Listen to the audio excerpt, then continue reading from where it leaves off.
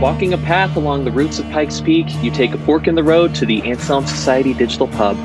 Inside, you find a raucous conversation on the arts, faith, and somebody thinking, hey, I think I've heard you before somewhere. In a corner table by the fire are three people. One of them just thinks the voice sounds familiar but can't put his finger on it, and that's me, your host, Matthew Millema. Welcome to Believe to See. We are a podcast of the Anselm Society Arts Guild. Here at Believe to See, we explore how art and storytelling matter for faith and connects our stories to the great story. So we love to talk about our story and the great story, but also just great stories, not capital G, capital S great stories, but, great stories. And there are a lot of different mediums for telling those stories. The things we mention most often here, it's probably novels or, maybe movies, the occasional TV show. But one medium that I think our guests will know a lot more about this than me, seems to be going through a bit of a renaissance, and a very welcome renaissance as far as I'm concerned, is the medium of radio drama. So using sound without worrying about all that visual stuff. Visual stuff's for suckers. This is an organization we have had them on in the past, so we are welcoming them back. It is Peter Atkinson of the Merry Beggars. Peter, welcome back to the Anselm Pub Table. Thank you, Matthew. And that is actually our company slogan: is visual stuffers for suckers. All right, perfect. That's our company slogan. I could tell me and you were on the same creative link this whole time. It's just good to confirm that. That's right. And joining us as well at the table is Kylie Hatch, who was the screenwriter, or not screen, there's no screens here, the writer for the project that we're going to be discussing. Kylie, welcome to the table. Thank you for having me. All right, so the main thing I want to talk about is y'all's latest presentation, which, depending on when this posts, will either be coming up within a day or two or just posted a day or two. So either way, whenever you listen to this, be on the lookout for it. It is On the Night Train. And I super want to talk about this. I'm really excited for it. But first, let's do a little bit of background. And again, Peter, you've been on the show once before to talk about the Merry Beggars and to talk about radio drama in general. But for those of you who haven't listened, can you please tell us a little bit about yourself and the Merry Beggars? Yeah, absolutely. So my name is Peter Atkinson. I am an actor, and I was in New York, I think, the last time that we chatted, or I had just left New York after COVID started. So my dad was an Anglican priest, converted to Catholicism. I studied classics at Ave Maria University, learned Latin, Greek, and Hebrew, somehow pivoted into theater, ended up at Columbia University, did my graduate degree there after walking across the United States by foot, founded the Merry Beggars, and here I am. And the Merry Beggars is an entertainment company. We produce original audio adventures and entertainment. And since we last talked, Matthew, the Merry Beggars was acquired by Relevant Radio, which is a national radio network, which means that instead of waiting for our shows to get 5,000 listens, we now will be broadcast over 196 radio towers in the range of 220 million people. So it has been pretty crazy what has happened since we last spoke. Well, I love it when this happens with the guests we have. We had you in like the embryonic stage. It all started here.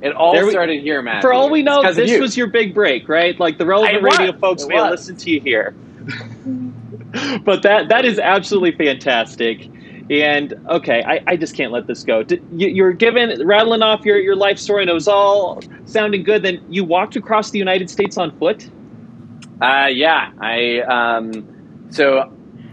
in the summer while I was at Ave Maria University, I joined a group.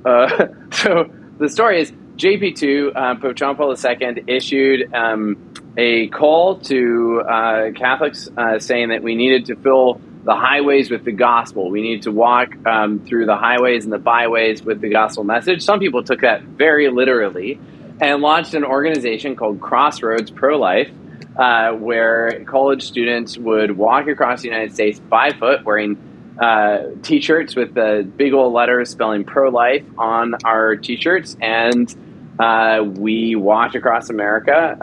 It happens, I think it still happens every summer just praying the entire way, speaking at parishes, and talking to people across the United States.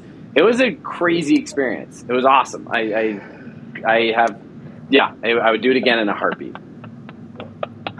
I love it. Is that just like your standard like conversation lines now? You tell them, here's this thing. I went to college here. I studied here. This is my job. Walked across America. Here's where I live.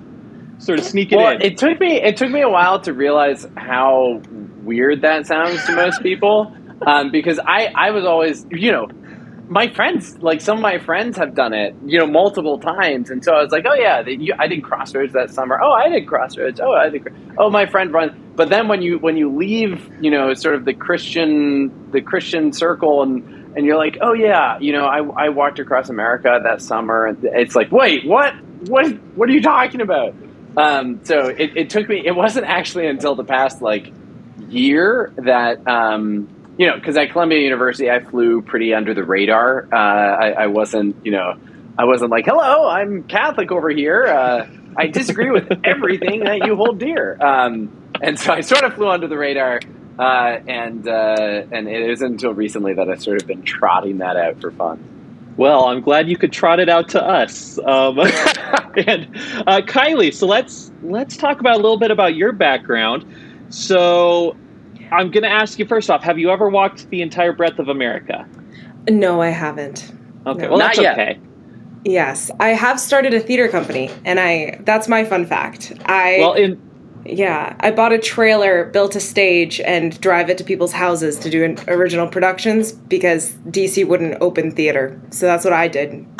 And it's great. We both started medieval customs. I was reviving the custom of being a pilgrim, right? Doing Latin theater. And you revived the custom of starting a traveling theater troupe. Yep. That is amazing. Okay, so on a past episode, we had a medievalist on who was like a specialist in that form of art, so listeners, background. So it used to be like they'd have like festival days and there'd be all these like sort of platforms. You'd like get on wagons with actors and they'd like act out very stylized, like sort of Bible plays, but they took some liberties with it. And they describe it as like, that sounds awesome. Someone should do that. It sounds like, Kylie, you actually did it. Yes, I'm from Virginia, right outside DC. And so I'm a very stubborn person. And when I get an idea into my head, I just kind of keep going. So I bought a trailer and I was like, if they're not going to do open theaters, I'm going to do theater. And so that's what I did for a bit. But they've opened up since then, so that was great. I still have the trailer, though, so we'll be bringing that out again next summer. It's going to come back. Oh, that is amazing. Well, if the trailer comes out to the Colorado area, please let all of us Anselm types know. It'll take a while because it's not actually highway rated, but I'll let you know. So I want to talk about On the Night Train. Before, I want just a little bit of a timeline, little narrative flow. When I had you on the first time, Peter, in the embryonic days of Merry Beggars, you were working on the quarantine plays, and I heard some really innovative up-and-coming author may have written one of your scripts. So we could talk about that if you want to. That's true. Kylie Hatch did write one of the scripts. As did you, man. There we go. As did you. So Kylie, we had started On the Night Train. Oh yeah, no. So okay, great. Yeah. So that was right after COVID hit. I think we talked that fall. I think it was the fall of 2020, or something like that. Is when I wrote the play. I Do Like the Rain, one of the quarantine plays. I procrastinated, wrote it in 2 days, lost the competition. Then sent Peter an email and said, "Hey, you run the real prize was the friends you made along the way." Exactly. So Peter and I were talking. He asked to produce it as one of the 12. So I Do Like the Rain was released in December 2020. And around that time, I was studying. I wanted to do musical theater, and then I was going to do directing and theater, and wanted to be in a conservatory program, and got into one after a year of auditioning. And around Christmas 2020 was calling Peter saying, "I'm leaving the program I'm in. You went to Ave.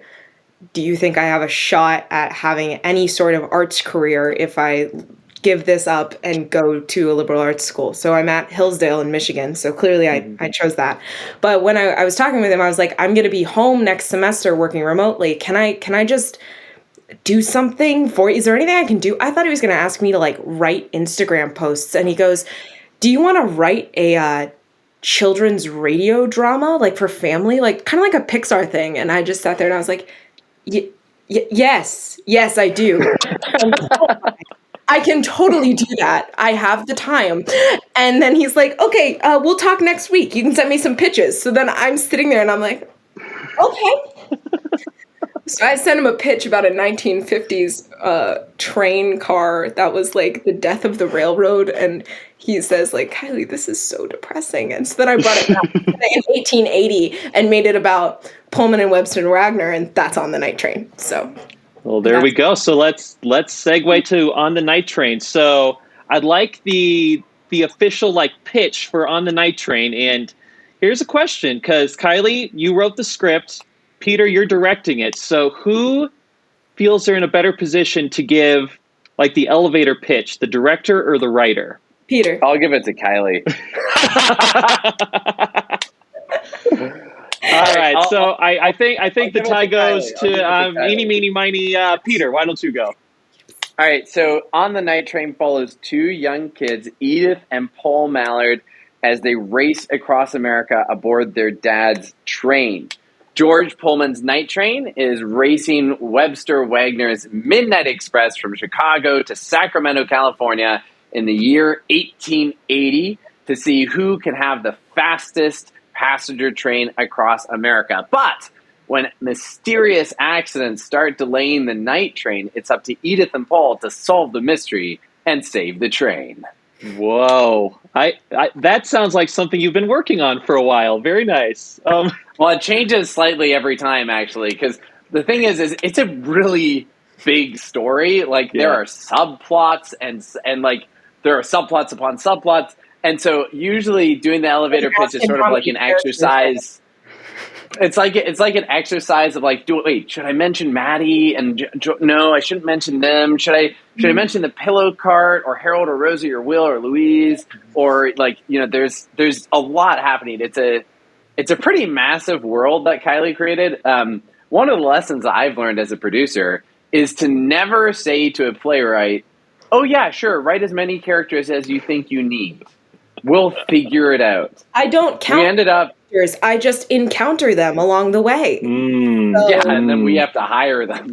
So we had over 40 characters in this series, hired over 30 actors from around the United States. Wow. And spent over 6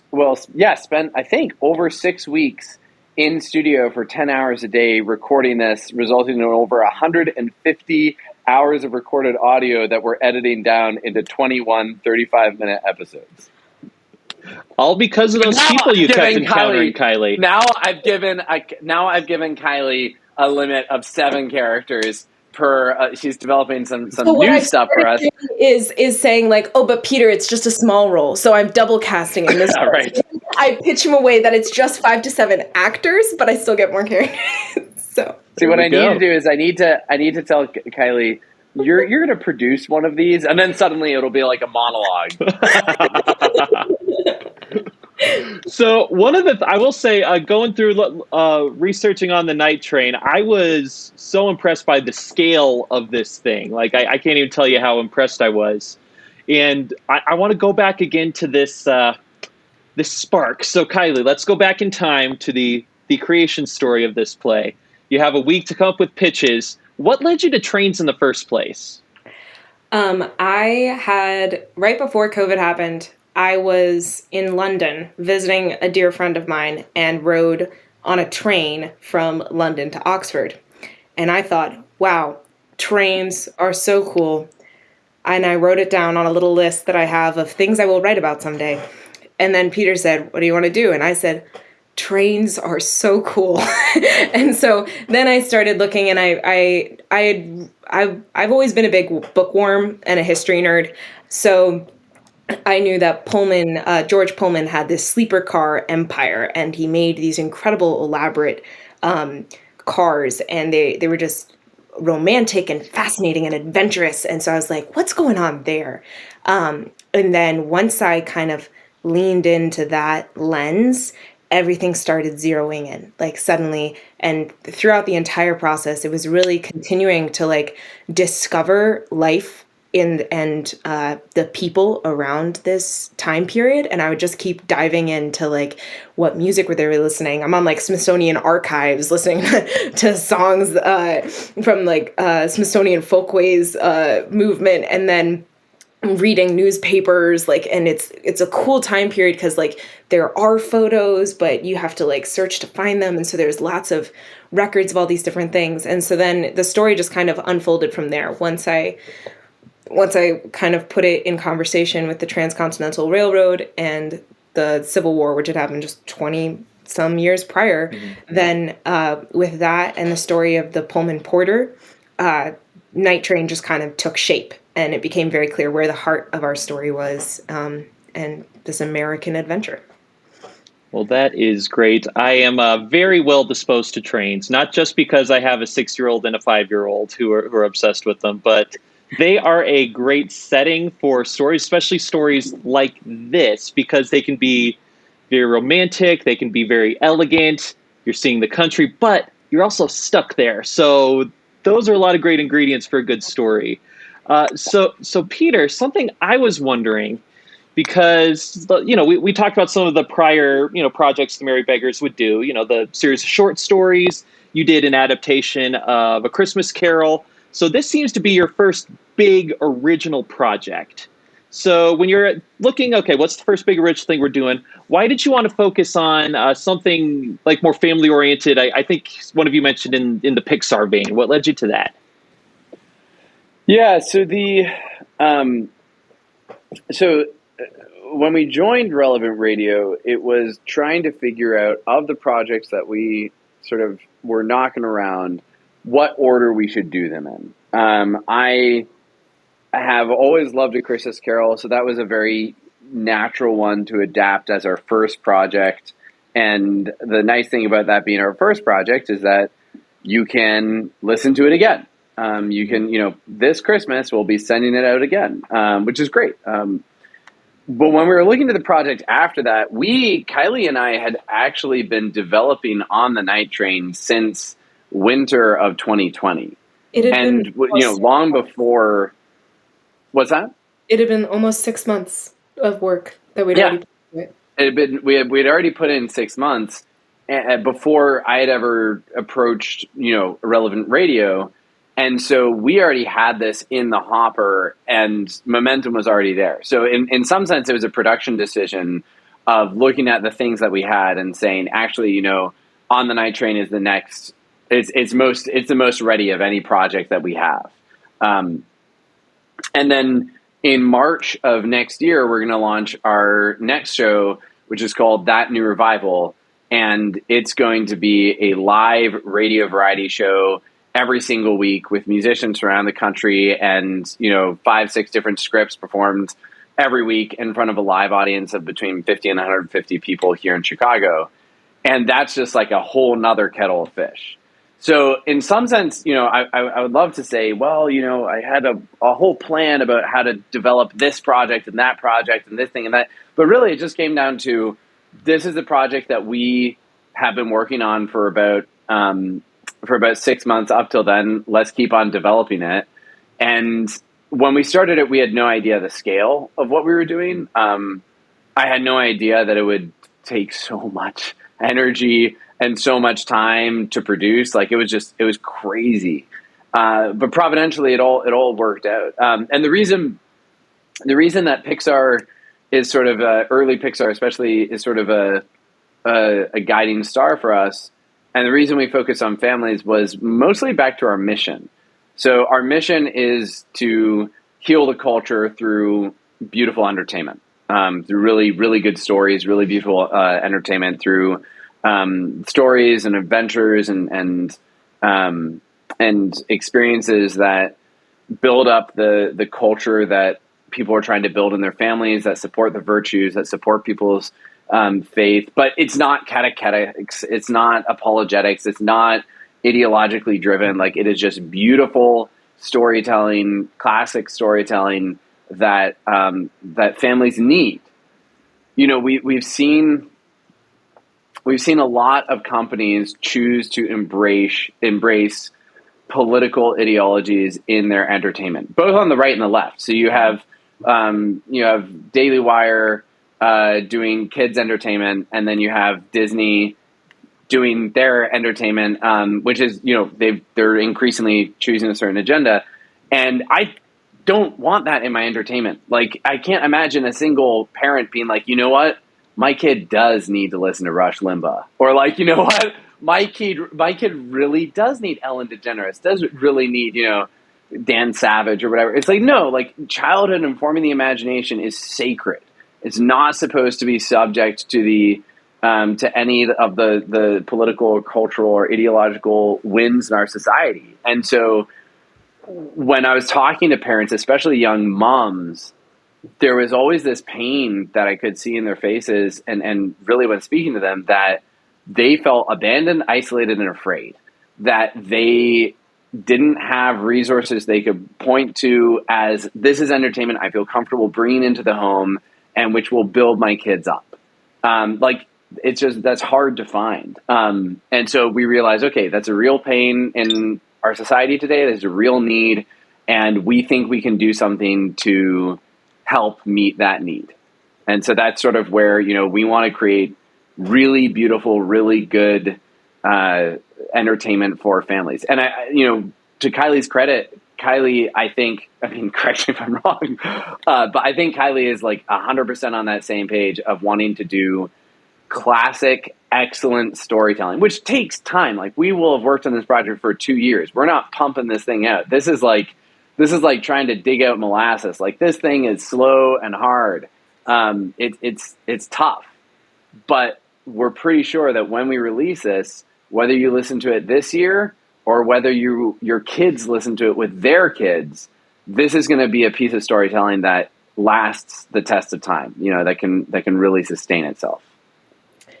Yeah. Kylie, I'm hoping you will agree with that, because if you're going to disagree with his philosophy, this would be a really awkward time to do it. But Kylie, your thoughts? It really would, wouldn't it? I'll save that for later. So I have 6 younger siblings. And so through this whole project, I just had them on like my lock screen on my laptop. And whenever it sucked and I was like, I don't want to write episode 13. I do not want to look at any. I'm just sitting here staring at this, slamming my head into the table. And I was like, no, because this is gonna make them laugh. This part's gonna make my dad laugh. This is gonna touch my mom. Like, they're going to love this story. And that's what I have to remind myself now, as I'm like, Peter's like running off the numbers of how many people are going to listen to it. And I'm like, I've never met that many people. Like, as long as they enjoy it, and then it's something that I can share, something I can serve, something lighthearted that is true, that I believe in, and that can connect many different people. You don't have to be in any one label to enjoy it, because it's a beautiful, true story that both Peter and we are very different. He's the youngest, I'm the oldest. That's enough. But we both love this story. And 2 years in, I can tell you, Peter will be like, hey, can you write this thing? Can you do that thing? Like, after the fact, I'm working on other projects, but I'm doing additional things for like website or different stuff, just kind of as we realize we need them. But I always love revisiting this world in the same way that you always, I hope it'll be the same case, and it's being so for me. You always love revisiting Beauty and the Beast and Finding Nemo, and I just love these characters. Every time I go back, I'm like, oh, how are you doing? Okay, what do you have to say about this time? Because all of you need to talk.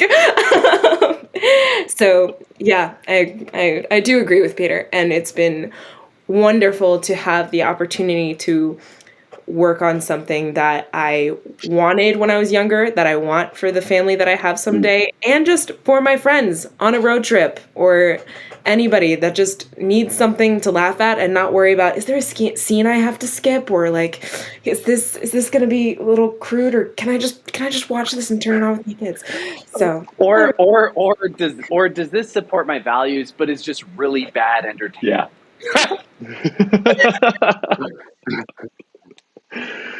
Well, you guys are speaking our language here at Believe to See. Our tagline is Believe to See explores how art and storytelling matter for faith and connects our stories to the great stories. So you are speaking our language here with your talk about the importance of having these stories. But I'm really interested to hear what y'all think about using the medium of radio drama to tell the story in particular. Um, Especially for you, Kylie, because you're the script writer here, and writing scripts for radio has its own special challenges. So, did you have any background related to radio? I I didn't have a lot of radio theater growing up. I listened to a ton of books on tape. I loved those. When I started writing, it was hard. It was like pulling teeth because I'd keep writing things and Peter would be like, "Yeah, but it's a radio thing. We don't have visuals. No one will know that they walked from one side of the car to the other."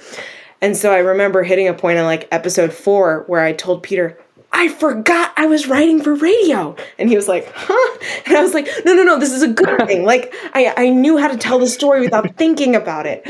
But I've really fallen in love with it because I find it so beautiful how, because there's no visuals, it invites the listener in. My first love is live theater, and I love the fact that it can't exist without the audience. It's this relationship that has to occur, and radio has that in its own way, where you have to engage and let it play upon you and kind of bring it into yourself. You have to choose to be an attentive listener, and then your imagination plays its own part.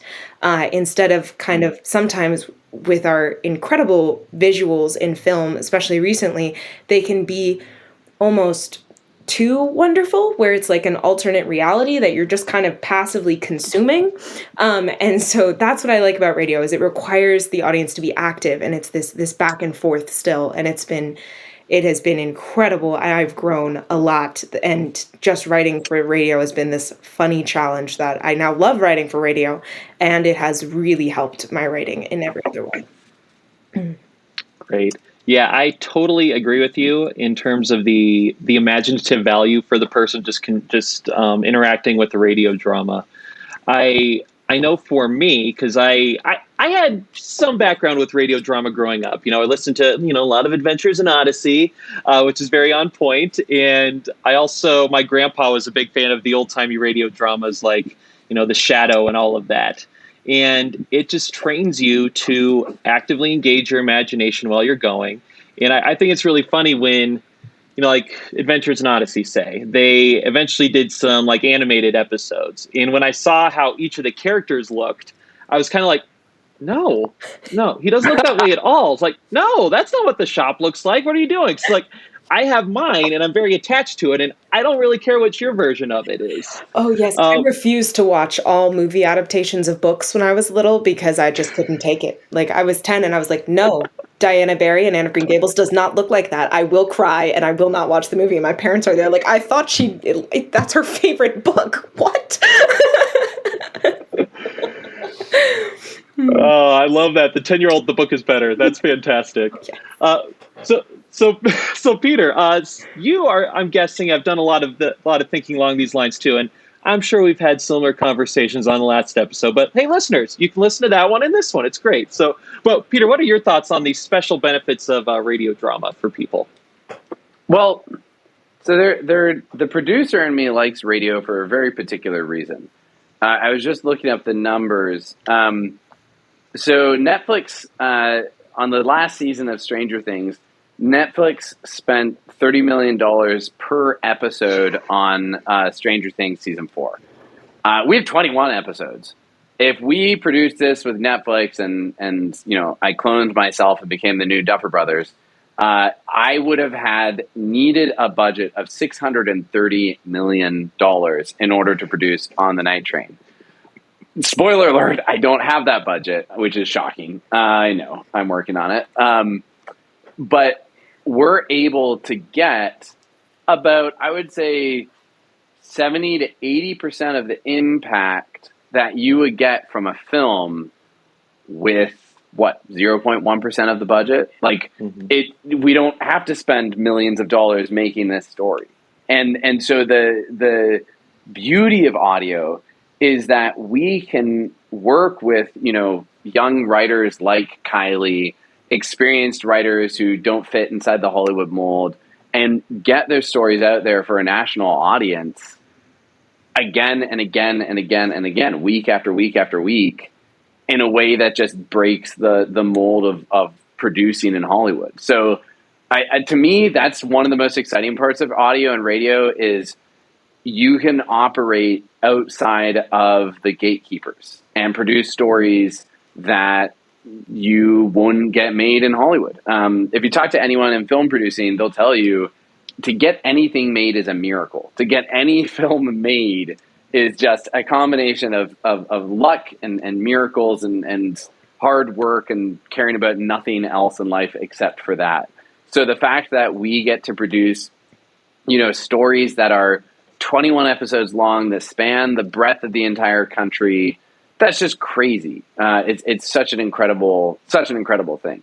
But then also I have a deep personal love for radio. So growing up, I was homeschooled, and nerd alert, I was homeschooled, and I listened to thousands of old radio episodes because I was really into stop motion animation and other animation forms. And when you're doing that stuff, you just spend like days moving little clay figures like, I don't know, it's just a weird, crazy person, right? And when you're doing that, taking photo after photo, when you're doing that, what are you listening to? Well, I listened to thousands and thousands of old radio shows, and that has just been a love that's been imprinted on me my entire life. I love the medium. Orson Welles at Mercury Theater and ran that. I mean, he ran the heck out of that. It was an incredible storytelling venue. And like, if you're a committed artist, if you have a spark of the divine in you, if you're a wannabe genius, then whatever medium that you have will be the thing that you work out your artistic vision through. And for me, that's audio. Like, I love what you can do in audio. I love the storytelling. I love the production possibilities of it. Like, it's just such an exciting medium. No, absolutely. And going back to bring in a comment Kylie made earlier too about the visuals for movies. Like you mentioned, Peter, this stuff is extremely expensive if you want to do a film or a TV show, especially if you want to do, like on the Night Train, you'd have to build a whole boxcar and get it across. I don't even know how you do it. It'd be extremely expensive. And you look at some of the examples of movies that do spend a lot of money on this, and you kind of think like, okay, to what purpose, right? A couple nights ago, for whatever reason, I don't know, I was just in one of those moods. I was listening to a book on tape while sitting on the couch. It just sort of background noise. I had the movie Aquaman on mute. So I have no idea what's going on in the plot. Aquaman. But I'm just looking at the visuals, going like, what? And the visuals are incredible in a sense because you can, there's very brightly colored. You could tell very talented people worked very hard and it was very expensive. Then you look at it, it's like, this is insane. What am I watching? It has no effect on you in the long run because it's not serving the story. Whereas for radio, you just need to put in the sound that serves the story, right? You need to set the ambiance, you need to do that. What are the audio things you're thinking about, Peter, when you're adding all this stuff? So that's an awesome example, and the reason why I don't watch any Marvel films anymore is not because, I don't think that they're cinema or I think that they're bad movies. It's simply because they're just really boring. I know there are a lot of Marvel films out there, but don't they, are you ever really surprised by a Marvel film? Do you ever find a Marvel film spiritually nourishing or beautiful? Are they going to be teaching them in English classes later? It's cry after Captain. I don't know, but well, some people love them. So I know some people love them. So I know I'm probably alienating huge amounts of people. But so there's this great quote. I don't remember the exact quote, but Ray Bradbury, who was one of the best American science fiction writers to ever have lived. And he would talk about how you take people into space so you can talk about the human heart. Mm-hmm. Like, you take people into extreme scenarios so that you can talk about the intimacies of human relationships and about the things that human beings actually care about. Like that, those are the things that are, first of all, really hard to write about, and the only thing worth writing about, which is why, the first, 10 Pixar films that came out were just like masterpieces after masterpieces after masterpieces. I mean, look, the first few scenes in Up, where you have an old couple battle through struggles of fertility, being infertile, their love for each other, like, that's better than that. Like, 5-minute slice is more heart-wrenching and beautiful than most movies today. And I would say most Marvel movies, but most movies today. Like, why? Because there is suffering and pain and human limitation coupled with the infinite desire of the human heart. Like, that's it, man. That is what stories are about. That is why we'll read 100 books that are terrible, because we know that if we only find that one book that is beautiful and solid and true, that will be a guidepost for the rest of our life, like through everything. Like, man, that's it. So that's what I look for. Like, audio or visual or stage or whatnot, that is the thing that we're all looking for in stories, and in literature and in a lot of things, but in stories anyway. So that's why when Kylie and I were working on the script, the fact that it was radio or the fact that it was audio was secondary to building the structure of the story so that it was beautiful. I mean, I had maybe 5 conversations with Kylie about audio and like, hey, you can't, like, you need to have a door slam, or you need to, like, you can't just stay in the stage directions that, like, Paul is carrying a lantern. Like, you have to have a sound. It was right? really hard. It was really hard. But besides those conversations, almost all of our conversations were about making the story structure flow and the story structure work. Because whether it's an audio or a book or movies, those are the fundamentals. We had an amazing script consultant, Buzz McLaughlin, who wrote a wonderful story called The Playwright's Process, and he was with us every step of the way. He helped us craft the story and just make the story work. And I think we got away with it. I think there's a lot of relationships in the story that are deeply moving. About a dozen of the actors came up after we finished recording to say that this was the best recording experience they had ever had. This is the best acting experience they ever had. And one of the main actors came up and said, this was the most meaningful part I've ever performed. Which is like, all right, cool. This stuff is resonating with someone. This stuff is landing. There's something there. So there's a lot. I could talk about the technical stuff of audio, and like, I'm totally happy to do that. And I obviously spend most of my day doing that, working on audio stuff. But for me, like, it has to be about if the story is good and beautiful and moving and human, and then everything else is just stuff on top, cherries on top. Yeah, and I do want to talk about the technical stuff because I have no ability for it whatsoever, so I'm fascinated by people who do. But before we do that, I want to talk a little bit about the story structure. So, I do writing, and I'm sure lots of listeners do writing too. So I read all the books talking about like the structure of like a novel usually.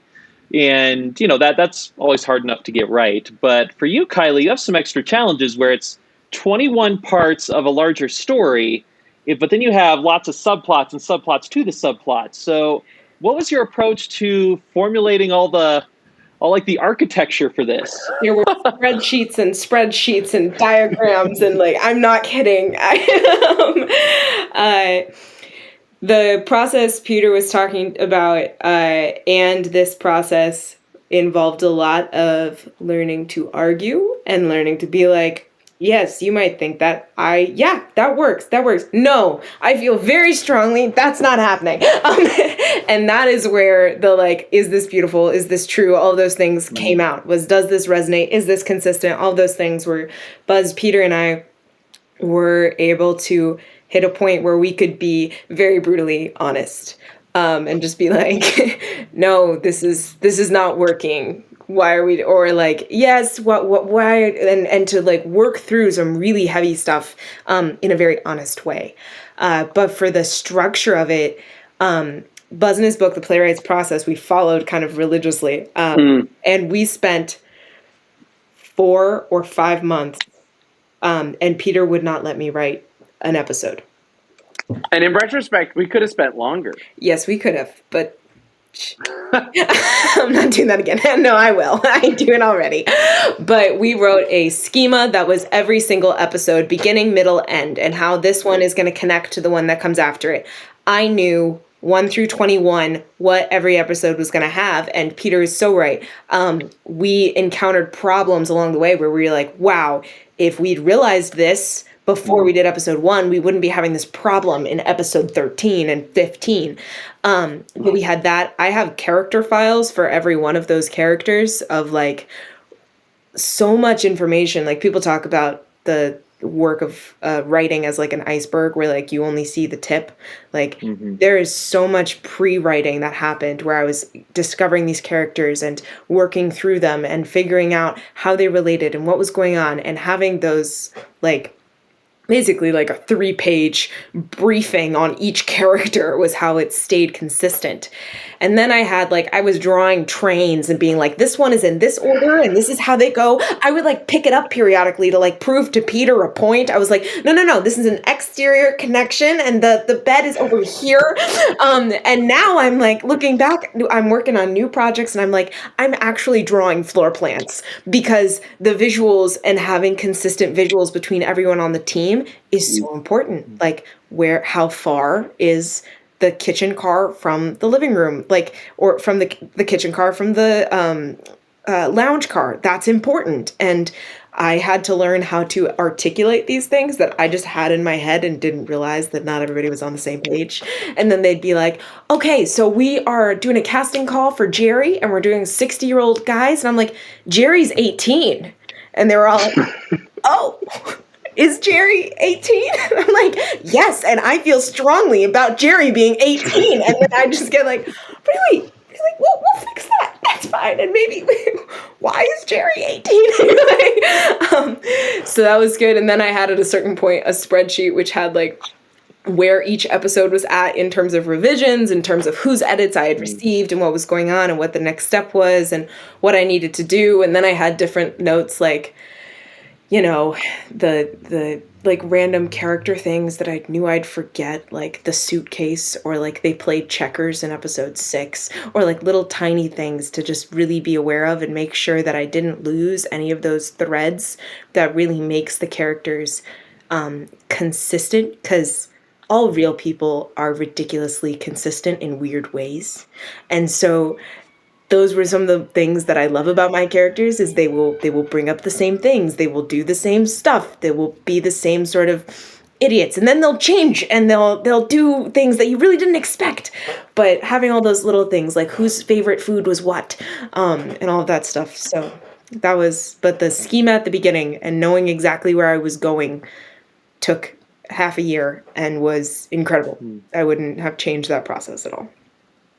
That is fantastic. And you should know, Kylie, you have, without knowing, scored a major victory for me in the podcast that we do, because I have several co-hosts who are also writers, and we have this feud about whether you should outline or just sort of write the story and figure it out later. I'm in the outlining camp, and it seems like you are like the emperor of the outliners. So I am very happy to have you on the team. I will stand with you whenever you need it, Matthew. Let me know. We'll fight the battles. Outstanding. And it sounds like a lot of the things you had to do just are the byproducts of not just writing a book or something like that on your own, but writing as part of a larger team process. And that Peter, is related to what I wanted to talk to you about. And that's just some of the logistics involved here, because you have 21 episodes, you have all the cast of characters, you have all like the different sounds you need to add in. How did you go about doing this? Did you record episode 1, 2, 3, 4, 5? Did you just skip around? I'm intrigued. Do tell. Yeah, so the production logistics were pretty intense. So there were an average of about, I would say, maybe 9 scenes per episode. And across 21 episodes, there's about 190 scenes throughout the entire series. And each scene has a different set of characters, has a different environment, sound, and so on and so forth. So the first thing we did was we hired someone to go through the entire script and plot out exactly the scenes in each episode and who was in each episode. And we created a database where people, where we could see which scenes have which characters and which episodes have which characters and so on and so forth. And we almost recorded the entire series out of order. We almost required, just recorded just the scenes with these characters, then just the scenes with that character. And then we decided, actually, it would be better if we recorded 1 scene per day, because then the actors would be able to get a more coherent grip on the plot. The entire script was 1,500 pages. And so if you were reading if you were recording 3 pages from this little thing and then 7 pages from 1,000 pages earlier, and then this few pages from 700 pages after, it would be really, really hard for actors to get to have a sense of coherence. So we ended up recording the episodes out of order, but the scenes in each episode we recorded all the scenes of that day. But we were working with over 30 actors, and a lot of actors have different schedules. In fact, every actor has a different schedule. And so we had to move the entire production a month to accommodate schools. We tried working with unions, and then it just didn't work out. It was too restrictive for us as a production company. And so we had to move the entire production a month to accommodate school years. And then my producer, Michaela Lee Fox, and I spent a very intense period mapping out the entire recording schedule so that we could be sure that every single scene was recorded. It was crazy. And there were certain characters that on certain days that we had to record pickups. So they would just have the recording on their head and just record, act in relationship with the recording. And so there were some tricks of the trade like that. And we developed a system which is very similar to the movie, the way they film movies, where you don't leave the studio until you have the takes that you're going to use in the episode selected. So if we didn't do that, what would happen? We would record an episode. We would have 7 different takes of each scene. Mm-hmm. And then you would be like, wow, we're recorded. That's great. Okay, what's next? Well, you can't go to sound design. First, you have to select all the takes. So you have to listen to 150 hours of audio and select all of the different takes. If you just listened to the audio, 150 hours of audio in 8-hour days, it would take you 18 days to actually just listen to the raw audio. Not make selections or compare. You would just be a zombie in a chair listening to it, strapped to a chair, losing your mind as it drips out your ears. So the way we got around that was working with my sound designer, Kevin Conroy, and my producer, Michaela Fox. I devised a system that allowed us to select the takes we wanted in the room with the actors and put them into a spreadsheet, as well as pickups of individual lines and whatnot. I won't get into the details. It's a little complicated. And then we send the spreadsheet and the raw audio files to an assembler in New York and an assembler in Florida that we've trained, and they know how to interpret the spreadsheet and the audio files so that they can cut all of the audio into a coherent version of the episode. Without doing any sound editing or sound designing, they can just sort of take all of the marks and the pickups and follow our instructions. And to my utter shock and surprise, it worked. And 2 days after we left the studio, we had an assembled version of every single episode, which then now we're in the race against time in sound design. So we're currently sound designing the episodes. And that's a pretty intense process too. Our sound designer goes in. So what happens is each episode, I write up about between a 10 and 17, 18 page document detailing for every single line in the script my vision of the sound design for how we can, make this episode really pop and come alive. And that takes me about 4 days to write per episode, to go through every single one on top of my other work. Like, it's a pretty intense process. I then go over that document with my producer and my sound designer, and we sort of interrogate it and collaborate and think through the episode.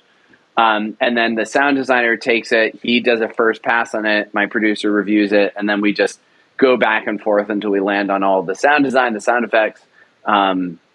And then we layer in music. We usually go through a couple of passes of music, shoot ideas back and forth, and then mix it down.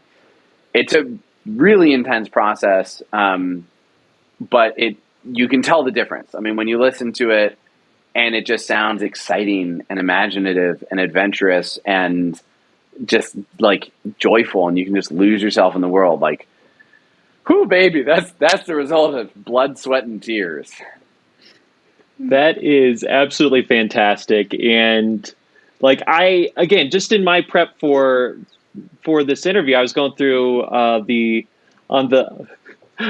materials for it. I was like, gosh, look at all these parts they were casting. Look at what? Like, when I'm scheduling a podcast that has a co-host and one guest, that takes me forever to do.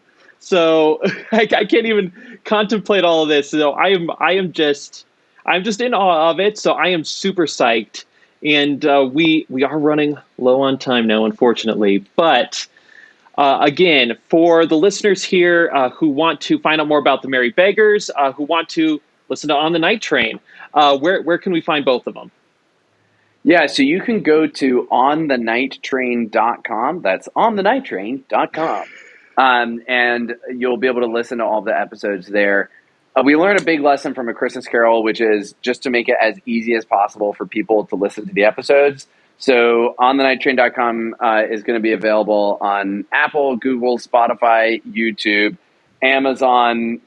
If you send us an email, we'll mail you a CD with all the episodes on it. Like, not really. I mean, don't do that, please. I got enough to do. I mean, my mom might, so be careful what you wish for. I know. We actually have got that request. But I'm so millennial that I would be like, no, but we will print you a vinyl disc. We will print you a record. No, but you can go to onthenighttrain.com and you'll see all the episodes there. One thing we didn't mention too, which is it's such a big project that we wanted to invest in making it accessible for our audience so that people can really get into it. So right now on onthenighttrain.com is a landing page where, you put in your email and you'll get emails when the episodes come out. By the time this episode comes out, or very soon after, dear people of the future, when you go to onthenighttrain.com, you will find portraits of each of the characters, along with a little audio introduction from each of the characters, from them to you, the audience member. You'll find an 1880 map of the United States with the routes of the night train and the Midnight Express racing each other. You'll find diagrams of all the different train cars and stories about what happens in the train cars. We're making this as immersive and engaging a website as possible so that it really becomes almost like a companion book to you and your family as you listen to these episodes. All right, that is absolutely fantastic. So, listeners, again, onthenighttrain.com, please visit it. This is going to be really great. I'm looking forward to this. I didn't mention too. It's free. All of this is free. Yeah, sorry, we're not asking for any money. That's sort of important. It's free. So, listeners, all this and free. So, come on, what's your excuse? So, Peter and Kylie, thank you both so much for joining us. Really, really happy to have you both. Thank you for having me. It's great talking to you, Matthew. All right, and listeners, as you all can probably tell, things are winding down at the Anselm Society Digital Pub. Fire's down to embers. customers are trundling home, and you've polished off your final glass. Once again, Believe to See is a podcast of the Anselm Society Arts Guild. Please rate and review the show on iTunes, Spotify, Stitcher, wherever you get your podcasts. Thank you again for listening, and we will catch you next time.